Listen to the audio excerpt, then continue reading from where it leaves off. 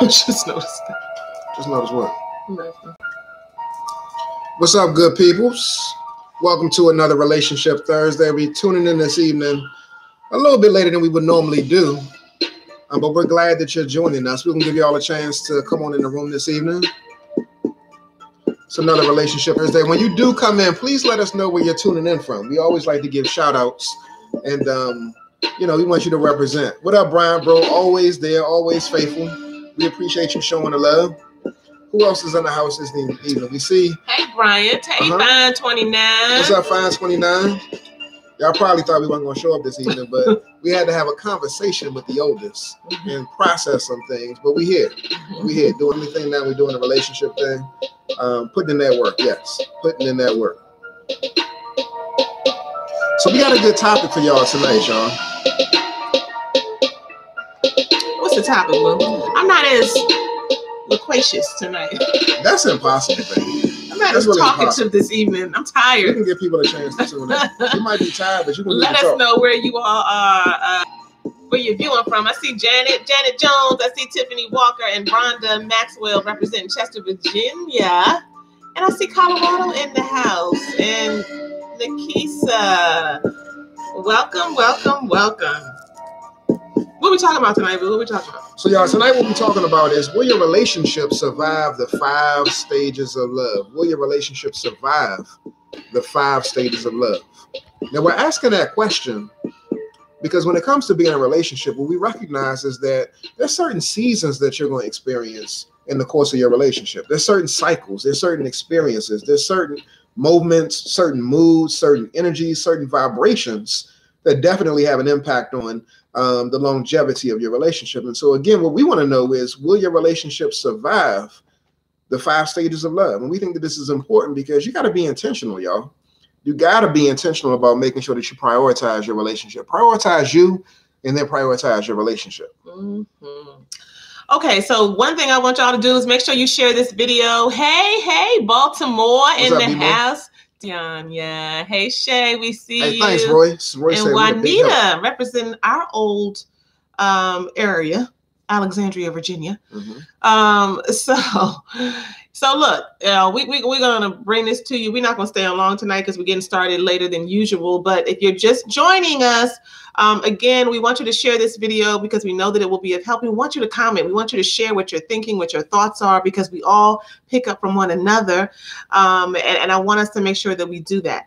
And we pick up from one another. One another. You get one tired. Each other.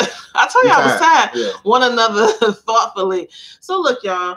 I want you to think about your past relationships, the ones that did not work out, and even your current relationship, your marriage, your boo, your life partner, and think about where y'all are. What stage are you in? I want to see what comes up for you all this evening as we go through these stages. And again, we're not going to be with you long, but we want you to make sure that you really pick up on where you are.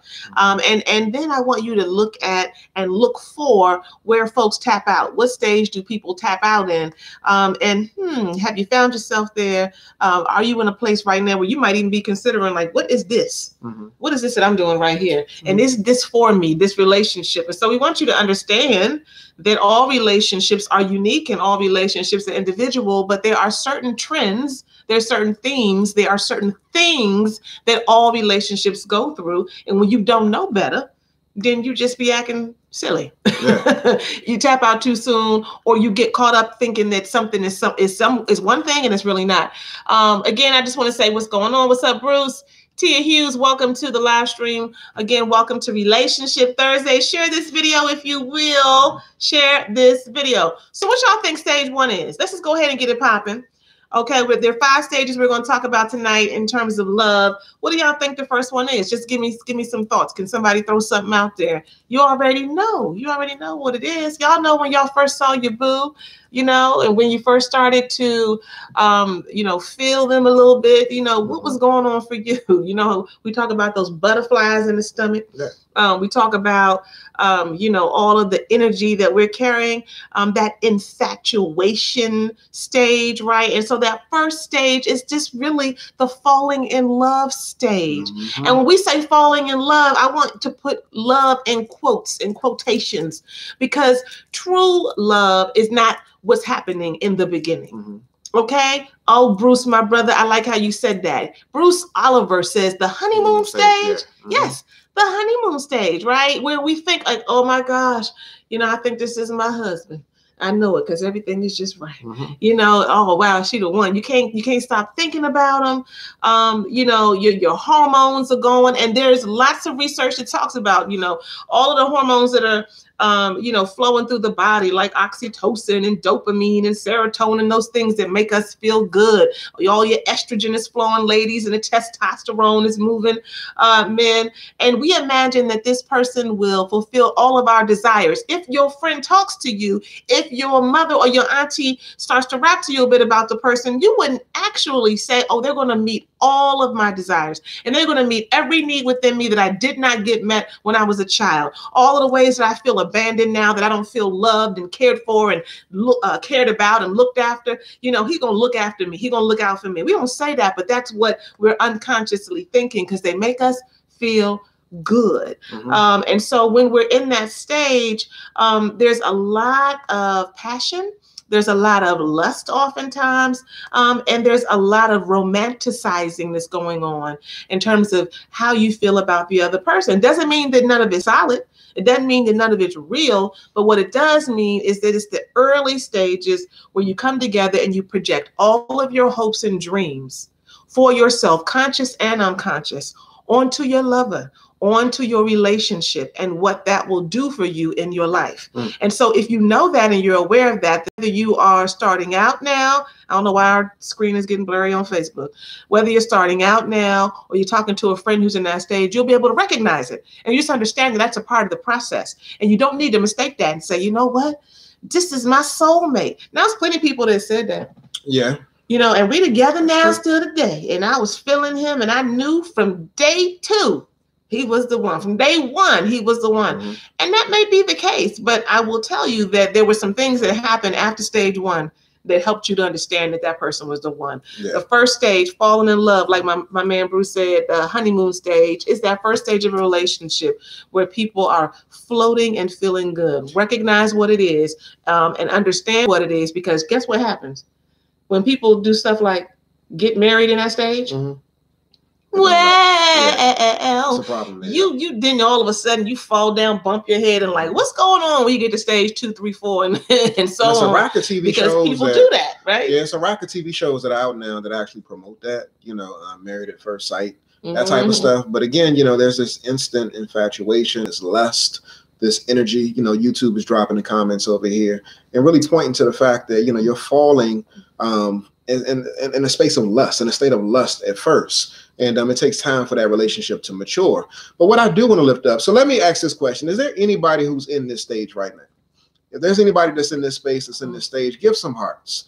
And even if you're not in this space, if you like this space, if you like that stage, give some hearts. They walking around like, my boo. Yeah, I mean, give some hearts for that stage. You know, I think that people, as they progress in their relationship, you know, when you get more seasoned, you start to downplay that initial phase. But again, I want to see some hearts, y'all. Give some hearts if y'all are feeling the first stage of a relationship.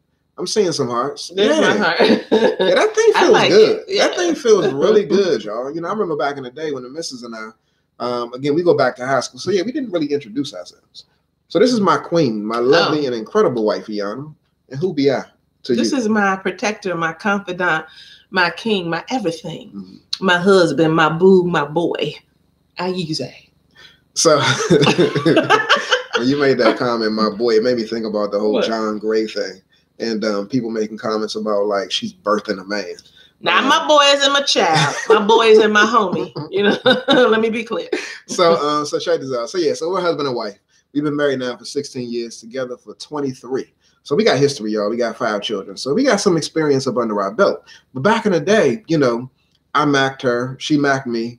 We did a little bit of both. Yeah, it was a combination. You did, but I had to get you there. Yeah, and it felt good. I mean, can y'all remember the time periods? Maybe y'all did this in y'all relationship where y'all were up on the phone late at night, not really trying to hang up, seeing just listening to each other's breath, falling asleep on the phone with your spouse. Who can remember that? Listening to each other's breath. Listening to each other breathing on the phone. I remember them times. They're like, what you doing? Mm-hmm. What you doing? Yeah. You just be on the phone while you like walking around ironing your clothes for the next day, just all kind. Yeah, and it'd be like long pauses, and you really ain't got nothing to say, but you just want to be on the phone. You want to connect with that person. Yeah. So it felt good, y'all. I saw the hearts coming through that. Yeah. And Roy said Roy said 8 years of marriage, and I still lust from time to time. Yes. That's all right. Mm-hmm. Yes, it absolutely is. So again, I'm saying this and I'm lifting this up because I really want you all to understand that this particular phase right here, you need to appreciate. Mm-hmm. Again, as you get seasoned, sometimes people say, oh, that's just infatuation. That ain't nothing serious. But you need to embrace and really appreciate whatever it is that you're experiencing because it's all important. It really is. Shay, you got a question? Now you got your hand raised. You want us to bring you on live? We can bring you on live. You got a question? Let us know.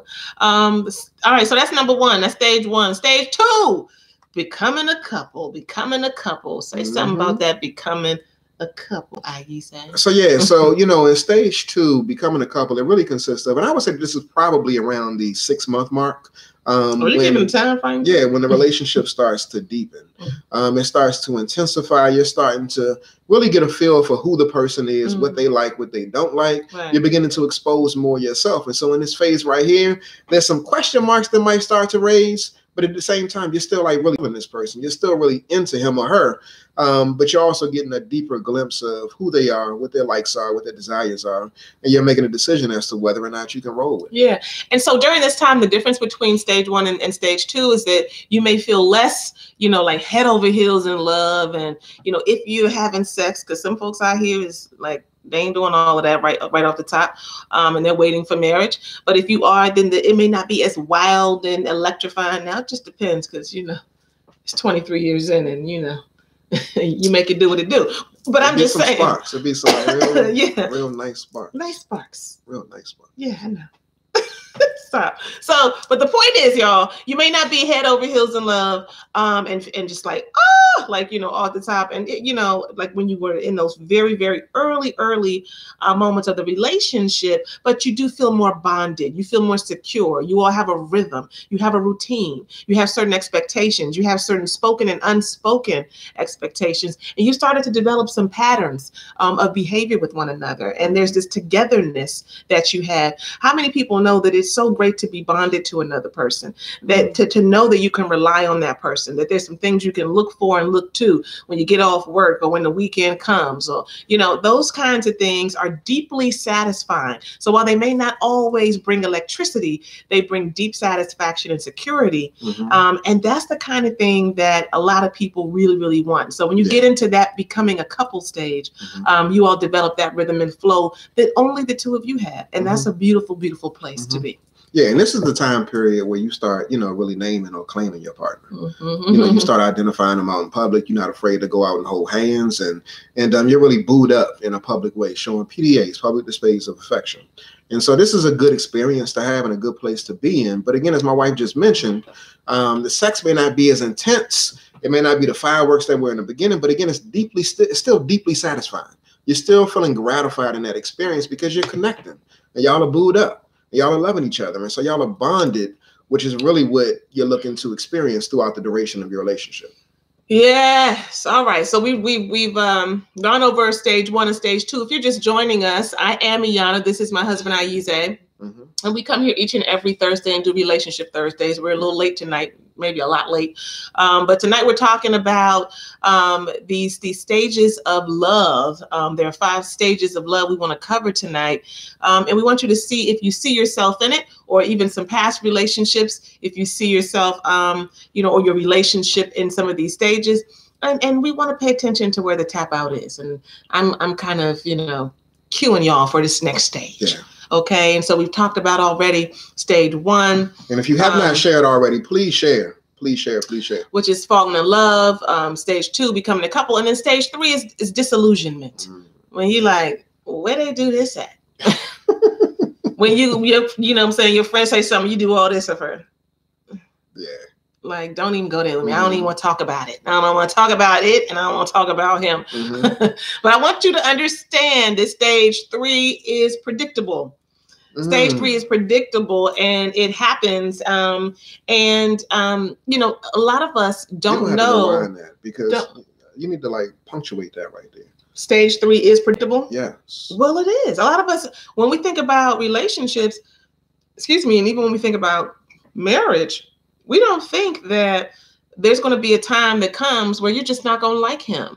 And, you know, she's just going to get on your nerves, and that's going to last for a while. That it may stick around for a while. You might have the expectation that y'all will have some moments, but you don't necessarily think that this is a part of the process of becoming one with another person, that you are agitated, maybe even in an ongoing way. You know, that there are things about the other person that start to get revealed to you, that start to prick you, you know, in your spirit very deeply. And you just don't understand, like, I'm supposed to sit with this and hold this thing. What am I supposed to do with this? And so this is stage 3, where you become disillusioned, and there's some distance that is created between the two of you. It is where many marriages and many relationships collapse. It is where people tap all the way out and don't understand that this is a part of the process. They don't know what to do with it. They don't go deeper into the disconnect, but they actually use the disconnect that they're feeling as a reason and as an opportunity to just pull all the way back from the table. Like, I'm just about to get up. Whereas the challenge is that when you are feeling this disconnect, you should lean in, pull your seat up closer, and lean in and say, what's going on? What's going on here? And what is it that I need to learn? Again, you know, you may become irritable because of the things that you're learning or the things that you're experiencing. You know, it can happen slowly over time, or it can sometimes be like a flip of a switch where, you know, the energy is just off and you don't know where that came from. You know, you may feel like you're trapped, and you may feel like you want to escape. You may feel unheard. I'm kind of feeling all those things right now. What? Yeah.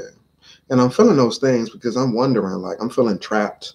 I'm feeling unsure. I'm feeling all of that. And I'm feeling that because I'm really wondering, like, why in the hell do you got the fireplace on? Why do you have the fireplace on? It's hot. Yeah, I'm over this show burning up. No, it feels good. I cut it off before we started this for a reason. I'm sweating. You got the fireplace on. You got messed up what I was talking about. Can I cut the fireplace on?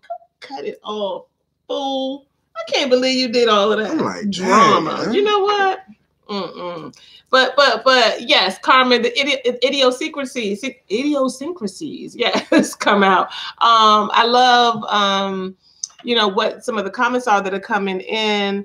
I see a comment. I'm thinking that these are cycles throughout a relationship. And yes, you're right. Just because you go through these stages, it doesn't mean, oh, we're going to hit 1, 2, 3, and then we're going to get to 4 and 5 and tell you what those are, and then we're done. No, you can go through these in different seasons. There are different seasons to a relationship. And so this is where, you know, there's a lot of sickness in terms of the mind, in terms of the spirit that's happening between the two of you. And there are a lot of illusions about ourselves and our partners that get destroyed during this stage. And so we may have illusions about who we are.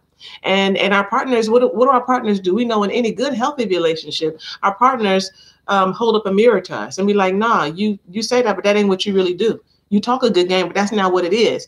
When we out and about, I might not say nothing, but when we in here, I'm gonna tell you what's really real. And so some of the ideas that you have about yourself start to get challenged. Our self-esteem is challenged, and as well the ideas we have about our partner. And I talked about this early on. I said the things that we may consciously or unconsciously want to be met by our partner that we did not get met when we were kids, those things start to just fall down.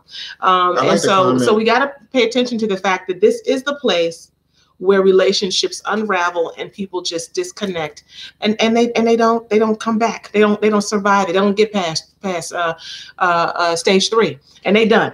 Yeah, I like the comment that Famal, if I'm pronouncing that correctly, said over here on YouTube. He or she says that I'm thinking that these are cycles throughout a relationship. I just said that. Are you there? I'm sorry. I was too busy. I was sweating like but it's good. She has a good comment. We noticed it twice. Yeah. So I like that right there. But what I also want to say too is that the disillusionment piece it's not exclusively related to your experience with your partner.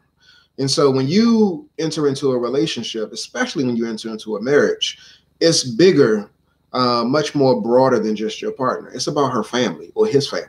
Mm-hmm. And so the disillusionment may be based off of the family's perceptions of you, the perception of the relationship, their engagement of the relationship, or their engagement of you or your spouse. Mm-hmm. And so it's important that you keep in mind that, again, when you enter into a relationship, you have certain expectations, not just of your partner, but also of your partner's family. And so the disillusionment may arise because, again, they're not showing up the way that you think that they should show up. Right. And as a result, you get hurt feelings, you feel butt hurt, and consequently, it damages or it may impact the relationship between you and your spouse. And so it's important that you recognize that these expectations, while some of them may be valid, the reality is that the real person that you're experiencing a relationship with and the real people that you're experiencing through your spouse are going to show up as the relationship progresses. You need to make room for that. Let me ask y'all real quick. We're going to move into stage 4 in a second, but what I like how Tiffany Walker says the representative, right? The representative is starting to fully disappear. You're saying a real person, right? And we all have our representatives. Everybody does. Can you all drop some comments for us? And let's just see, what are some of the things that you found out, whether it's about an ex, or if you can safely say about your actual partner, that you did not know, and you had to kind of reckon with, you had to deal with in this stage. If you think about your current relationship, or if you think about past relationships, and it don't got to be your specific relationship, right? But you can just name some things that we start to uncover about people that we did not recognize and we didn't realize. And Carmen, you hit it on the nose. You realize they aren't who you wanted them to be. Mm-hmm. And oftentimes we get really, really, really screwed up right here, because they oftentimes, when we're counseling couples, they are showing you who they are. Mm-hmm. They might have their representative on 50% of the time, maybe even 60% of the time. But about 30 to 40% of the time, they showing you who they are. Some way they slipping up, they letting you know, and you just you're ignoring it. You're intentionally ignoring it because you want to be connected. Yeah. You want to be bunned up and booed up and all of that. Mm-hmm. Mm-hmm. So you choose to put the blinders on. You choose to put it on. We see it all the time when we're working with couples. Yeah. So I love Stephanie's transparency. Stephanie said, there's an ex that she didn't know he was crazy. Well, I don't know what that means, but she said he was crazy. She found out. Shay said, didn't know my ex was controlling. Yeah, that's important, to understand. And there are signs, right? There's signs in terms of these things. And so we have to pay attention to those things that come up, in this stage 3. London says the illusion of the extended family dynamic and its involvement in the relationship is also based on the character the spouse can create about you to their family. Oh, girl. Ooh, that's good. Yeah. That's good. Mm-hmm. Yeah. And so that's very, very both true. Positive and negative. Yes. Now you got to live up to something. You like, I ain't even about that. Yeah. It's not even all like that. Right. Mm-hmm. And you want to make your partner happy. And at the same time, you're trying to figure out, how can I just be who I am?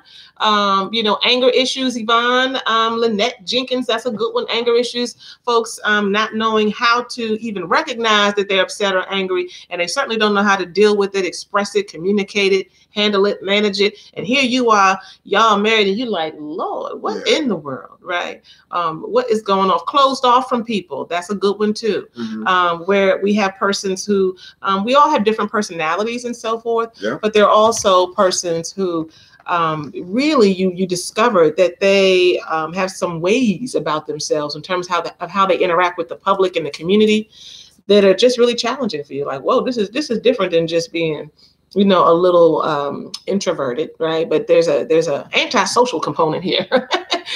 How do I deal with that? So there are all kinds of things that start to come up in stage 3. Again, stage 3 is disillusionment. We're moving on. No, we're not. We're asking a question. So my question is this. So for those of you who noticed in this stage of disillusionment what the issues were that your partner presented with, why did you choose to stay? Why? And so again, I really want to hear and I want to see some feedback about why did you make the decision to stay? Nah, it's this right here. So again, we do these live streams not just for out, they don't need to tap out. Not just for us imparting the information that we have based off of being clinicians and also based off of being in a relationship, but we also recognize that there's value that's being provided by you all. So the question is, why did you choose to stay, even though you recognize that in this stage of disillusionment, there were some issues? Why did you choose to stay? Drop those comments so that we can hear that. Some of the reasons will be solid and some of them will be silly. But whatever it is, you have to be willing to make it plain and just see what it is. Like, what is that about me, about that relationship, about that dynamic that did allow me to stay? Because you cannot change what you will not acknowledge. And so you have to acknowledge it first and foremost. Okay, so we're getting some of your comments. I left them and tried to help them get some help. Yeah. And so a lot of times we want to help our partner. That's a very natural kind of somebody response. Said not being responsible. Okay. Not being responsible. Okay. So again, make sure that as you pay attention to disillusionment, that you understand it is predictable. It does come with the process. However, at the same time, you have to make sure that you're looking at closely what the issues are and that you're not just pulling away from the table and tapping out, but you're actually leaning forward and doing some work. Because at the end of the work at that stage, couples who actually lean in do have a higher chance of actually getting through because they're doing the work. They're engaging one another and they're not tapping out. Right. But every couple does it. Yeah. Because sometimes you find out some stuff that you're like, oh, hell no. And this right here will not work. So you have to be willing to look at that. So I'm saying comments like financial stability. Somebody else also said already established investment in the relationship. Somebody said, Soyini, she said, I thought we could get through it, show him his selfish ways. And so that's real talk right there. We want the person in some situations to make sure, we want to make them aware that they're responsible for the space that we're in. And so we stick to it and we stick to our guns because we want them to know, like, this is because of you. This is your fault. Why are you laughing at me? I'm like with you. Yeah. Okay. All right. Number 4. The 4th stage, baby. Go ahead, take the lead. No, this is on you. No, go ahead. No. Go ahead. This is on you. This is your stage. Creating real lasting love. I'll recap while you swallow your wine. Again, if you're just joining us, we're talking about the 5 stages of love. We're talking about the different stages that our relationships go through. And you need to look and see if you see yourself in any of these and how people tap out a lot of times when they get to stage 3, which we just covered. Stage 1 is falling in love. Or as Bruce said, the honeymoon stage. Stage 2 is becoming a couple where you become more bonded. You start to get your own routines and patterns, and you start to really lean into one another and develop your own identity as a couple. Stage 3 is disillusionment, where some of the masks start to fall down and you are confused and you are concerned and angry and everything else. And the disconnect starts to heighten and intensify. You have an opportunity at stage 3 to lean in or to push away. And a lot of some people leaning in. I mean, a lot of fighters I'm seeing based off of these comments. So they're choosing to stay because the bond and the connection are working. And let me be clear. Leaning in doesn't just mean you stay as in you stay in the relationship. There are a lot of people who stay in the relationship and they are just as disconnected and they are just as uninvolved and unintentional as if they had gone on ahead and separated and moved out the house. So it's not just about your physical presence or the fact that you're still together and everybody still, sees y'all is still together. It's about what are you doing day to day? Because lots of folks go through the motions and ain't doing nothing different. And y'all still married. And y'all still together. Y'all still go to, this holiday, Christmas coming up and everything else, right? Y'all gonna be at the family functions and so forth. And you're gonna come home and go your separate ways. And y'all been doing that for way too long. So it's really not just about physically staying together. It's about actually doing some work in the meantime, right? Because there's a meantime to this business of being in love. And let's just know it's gonna come, but we gotta work. We gotta work while we're there. All right, stage 4. Stage 4 is really about creating lasting, real, deep, and genuine love. I mean, this right here is where you actually confront the issues that you experienced or that you witnessed in the disillusionment stage. And you're really willing to do your work. I mean, that's what it's really all about. You know, you just basically assessing the situation, recognizing that some things within yourself, within a relationship, and maybe within your partner, but I wouldn't be too quick to point those out, are dysfunctional. And you look at self and you address self first. And then you show up differently after you address self, again, because you're trying to put a better you forward in terms of how you engage in this relationship. Yeah. So one of the gifts, you're continuing the work in stage 4, but one of the gifts of confronting the issues in stage 3 is that you get to the core of what's causing the pain and the conflict. And when you start to get to the core, when you really, this is how you know you're really getting to it. The way you know you're getting to it is because the moment you tap into it, it is very difficult for you to still stand in a place of judgment. I don't care how hurt you are. I don't care how mad you are. You get some insight that you didn't have before that lets you know that, you know what, as mean as I thought my husband was, and uncaring as I thought he was, right? And as much as that has hurt me, now I understand a little more. I'm not excusing how he engages with me, but I understand, like, wow, for him to grow up in a home where there was no affection, where there was this level of emotional disconnect, and that's just kind of how he got down, and that's kind of what he has experienced in his family. I understand that when he's uncaring to me, right, like, or I'm feeling like he's just mean, what, it's not, he's not doing it to me, right? He's not even trying to do anything to me. It's very difficult to really kind of still come for your partner when you understand who they are. And when you get to this 4th stage where you create real lasting love, now that you know who they are and you see all of them, you now have the opportunity to be a partner with them as they continue to transform into who they are supposed to be. Because our belief is that we're all called to be better and bigger and greater than who we are in the moment that we are with our partners when we first met. Is that not right? Absolutely. We're all called to that. And our belief is that relationships are the divine place where you are able to come together with another person and grow one another up, right? It's the divine place where you can do that safely. It may not feel good all the time. You may be mad as hell. You may be really scared, right? And you may feel very alone, even in the midst of being with your partner, but it is the place to do it. So when you're in stage 4 and you're creating real lasting love, you actually start to become a student of your partner. You're able to be compassionate. You start to work more on yourself because they compel you to work on yourself, because what he needs in this moment, or what she needs in this moment, is my silence. What she needs, or what he needs right now, is loving confrontation. What he or she needs right now is just a hug. You know what I'm saying? And I can straight up read him left and right and tell him about everything, but this is not the time and place, because I understand what it does for him. It triggers some of his own inadequacy.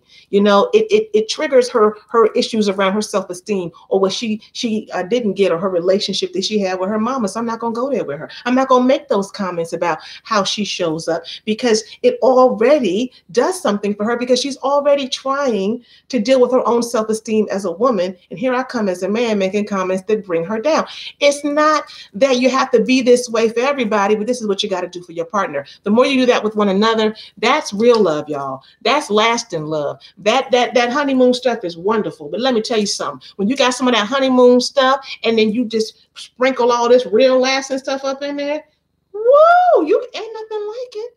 Ain't nothing like it. You talk about satisfying, my goodness. So this is what you can get if you push through disillusionment and you move to the other side. I like when I hear you talk like that. Like what? I do. I mean, the way you represent, like, it's an indicator that I'm doing some things right. You can pop your collar. Yeah. Oh, you are, baby. You're doing a lot of things right. Yeah. And been doing right for a long time. Let me share this with you all. It was probably about, I would say, 3 weeks ago. My wife, she woke up, was getting ready to head out the house. And what she shared with me, it made me like really just pause for a second. She said, you know, I'm like, what you about to say? No, she said, like, you know, I'm happy. She said, I'm happy. And it's not that I didn't believe or feel like she wasn't happy, or she was happy prior to that point. But for her to verbalize that, and for her to verbalize that I make her happy, or that she's a happy wife, like, that's very, very, very significant, y'all. I mean, it's something that actually, it soothed me to know that I'm on my ding. You know, I'm handling my business. I'm on my game as it pertains to what it means to be a husband, what it means to be a father, what it means to be a man. And I'm showing up for my wife, for my woman, for my queen, for my children, the way that I need to. And so when she said that I'm happy, like, I mean, fellas, don't y'all want your wife to say that? Don't you want that? You know, and women, we need to make sure that we say it. It's not just women need to say it, men need to say it. We all need to verbalize and articulate what we're grateful for. Yeah. And we underestimate that in the midst of, you know, the day-to-day and the moving. We need to say it. Say what you appreciate, say what you love and what you need, because it's important. Absolutely. All right, so number 5, y'all. If you have not shared, please share. It is not too late. Thank you, Bruce, for dropping the link or whatever you did to share with your folks in the group. Number 5. Number 5, y'all. And again, what were the other 4? The first one, again, if you're just joining us, we're talking about 5 stages of love. The first one was falling in love, or that honeymoon stage. The second stage is becoming a couple, getting bonded. Disillusionment is stage 3, the one where a lot of people tap out and don't make it through. And we're challenging folks to stay in and lean into the discomfort. Stage 4 is where you create real, lasting love. And stage 5. Stage 5, y'all, is really about creating a unified front. It's about representing this too. Yeah. It's about you approaching the world, approaching a relationship, approaching your family as one. Even though you all are 2 individuals, you recognize that there's value, there's validity, and there's a voice that you all have that's a shared voice. And so you recognize that, you know, you and your queen, you and your king, you all as a unit, I can be, how does it go? I don't know. I don't know what you're saying. I'm a movement by myself, but I'm a force when we're together. The whole Neo song, y'all. That's what you're trying to aspire to. You know, you're trying to aspire to a space, again, where y'all are a unified front, y'all represent as one.